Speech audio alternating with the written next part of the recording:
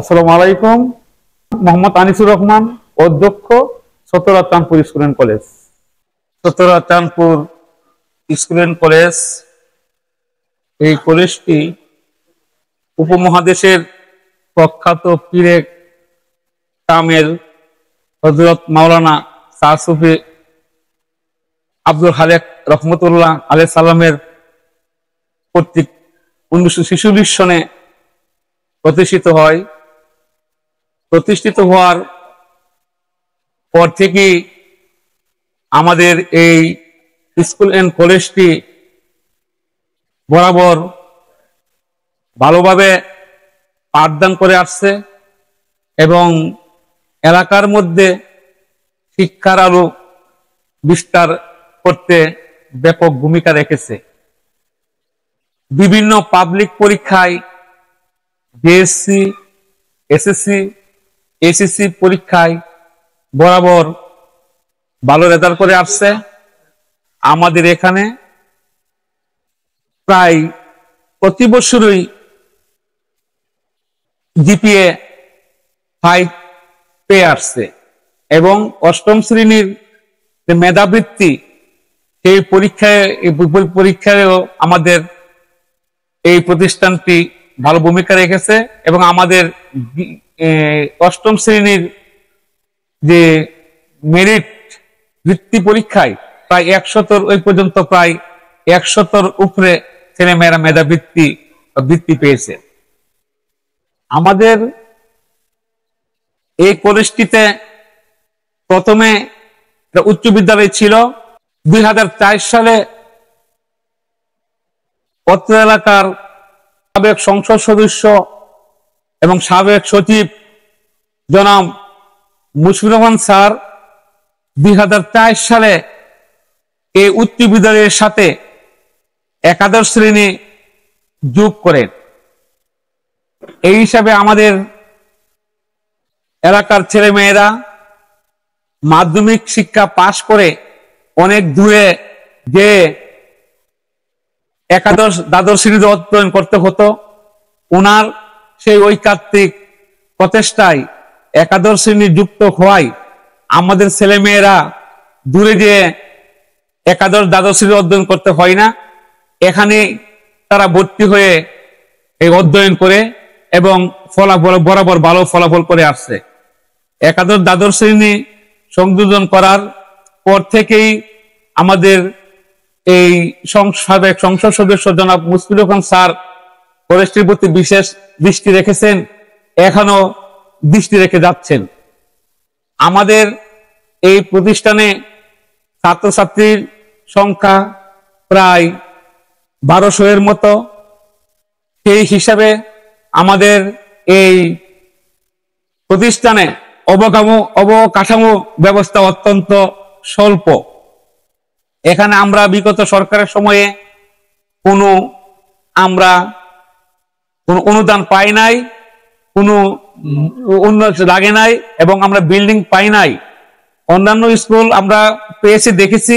আমরা কিন্তু school and college পাওয়া সত্ত্বেও যেটা স্কুল অ্যান্ড কলেজের জন্য প্রয়োজন এবং এই যে 4তলা বিল্ডিং, সেটা শুধুমাত্র আমরা জেনেছি, আমরা জানতাম আগে যে স্কুল অ্যান্ড কলেজের জন্য অগ্রাধিকার ভিত্তিতে সরকার দিবে। এরকম অগ্রাধিকার হওয়া সত্ত্বেও আমরা এই 4তলা বিল্ডিং আমরা পাই নাই। আমাদের ছাত্রছাত্রীর জন্য আমাদের এই 4তলা বিল্ডিং খুবই প্রয়োজন। বিল্ডিং এর অভাবে আমরা ছেলে মেয়েদের জন্য বিভিন্ন পাঠদানে ব্যাহত হচ্ছে এবং তাদের জন্য বিভিন্ন যে কমন রুম বা বিভিন্ন কমন রুম আছে, কিন্তু তাদের জন্য যেই পরিমাণে দরকার সুযোগ সুবিধা সেইটা আমরা দিতে পারছি না, তার জন্য পাঠদান ব্যাহত হচ্ছে। আমরা মনে করি যে আমাদের এই প্রতিষ্ঠানে যদি একটা 4তলা বিল্ডিং মঞ্জুর হয়, 4তলা ভবন যদি আমরা পাই, তাহলে আমাদের শিক্ষার মান আরো দ্রুত গতিতে শিক্ষার মান বৃদ্ধি হবে। আরেকটা কথা হলো যে আমাদের এই আখাউড়া উপজেলায় প্রায় সব স্কুলই, আমাদের স্কুল বাদে প্রায় সব স্কুলই স্বয়ংক্রিয়ভাবে মাল্টিমিডিয়া পেয়েছে। কিন্তু আমরা আরো 2-1টা স্কুল থাকতে পারে, আমরা মাল্টিমিডিয়া পাই নাই। মাল্টিমিডিয়া না পাওয়াতে আমরা আধুনিকভাবে শিক্ষা দেওয়ার যে একটা প্রক্রিয়া, সেইভাবে আমরা কাজ করতে আমরা পারছি না। সেই হিসাবে আমাদের ছেলে মেয়েরা আধুনিক শিক্ষায় এবং উত্তম উন্নত প্রযুক্তির মাধ্যমে যে শিক্ষা হবে, সেই শিক্ষা হইতে বঞ্চিত হচ্ছে।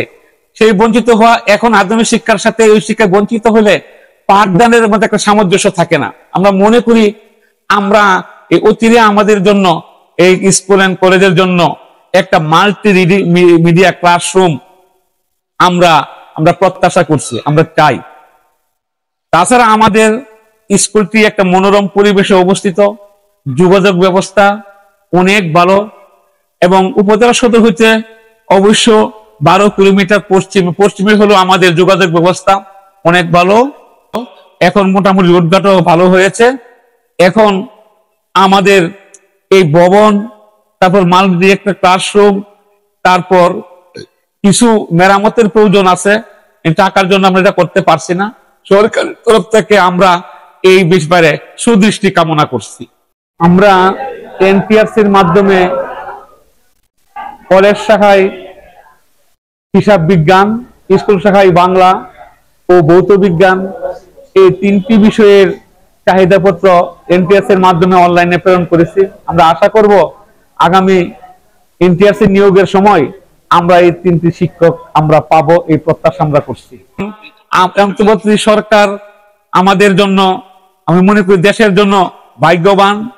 আমাদের দেশ দিনে এখন দেশের কর্তা, মাননীয় প্রধান উপদেষ্টা, আন্তর্জাতিক মানের ব্যক্তিত্ব, মাননীয় প্রধান উপদেষ্টা ডক্টর মোহাম্মদ ইউনূস, যার খ্যাতি সমগ্র পৃথিবীতে ছড়িয়েছে। ওনার মতো লোক পেয়ে আমি মনে করি আমাদের এই বাংলাদেশ ধন্য। তার পাশাপাশি আমাদের যে শিক্ষা উপদেষ্টা অত্যন্ত মার্জিত মানুষ, মাননীয় শিক্ষা উপদেষ্টা ডক্টর ওয়াহিদুদ্দিন আহমেদ, মানুষের শিক্ষা অনুরাগী। এবং আমরা বিভিন্ন সাক্ষাৎকারে টিভিতে আমরা দেখতে পাই আমাদের প্রধান উপদেষ্টা, আমাদের শিক্ষা উপদেষ্টা যেভাবে শিক্ষার মানের জন্য, উন্নয়নের জন্য তারা বিভিন্নভাবে পদক্ষেপ নিচ্ছে। আমি মনে করি আমাদের শিক্ষা ব্যবস্থা অচিরেই আমরা আরো অনেক দূর আমরা এগিয়ে যাব। পরিশেষে আমরা এতটুকু আমরা আশা করি, আমাদের অনেক সমস্যাগুলো আমরা কিছুটা তুলে ধরেছি। এইগুলোর প্রতি সরকার এবং যারা দাতা আছেন তারা যদি আমাদের, বিশেষ করে প্রধান উপদেষ্টা, আমাদের শিক্ষা উপদেষ্টা যদি দৃষ্টি দেওয়ার জন্য বলছি। বর্তমান কমিটি আমরা বোর্ডে আমরা কাগজপত্র জমা দিয়ে দিছি। আমরা 1 সপ্তাহের ভিতরে ইনশাআল্লাহ কমিটির আমরা অনুমোদন পেয়ে যাব। কমিটি ছাড়া আমাদের কাজ করতে একটু অসুবিধা হয়। ইনশাআল্লাহ আমরা যদি 1 সপ্তাহের মধ্যে পেয়ে যাই, তাহলে আমরা পুরোদমে কাজ আরম্ভ করব। আমাদের বর্তমান জেলা প্রশাসক কমিটির ব্যাপারে আমাদের জেলা প্রশাসক মহোদয় এবং ইউনো মহোদয় যথেষ্ট ভূমিকা রেখেছেন, এবং তারাও বিভিন্ন সময় আমাদের প্রতিষ্ঠানের প্রতি দৃষ্টি রেখেছেন। আমি সবার মাননীয় প্রধান উপদেষ্টা হইতে শিক্ষা উপদেষ্টা, জেলা প্রশাসক মহোদয়, ইউনো মহোদয়ের সুদৃষ্টি কামনা করে আমি আমার বক্তব্য এখানেই শেষ করছি। আসসালামু আলাইকুম।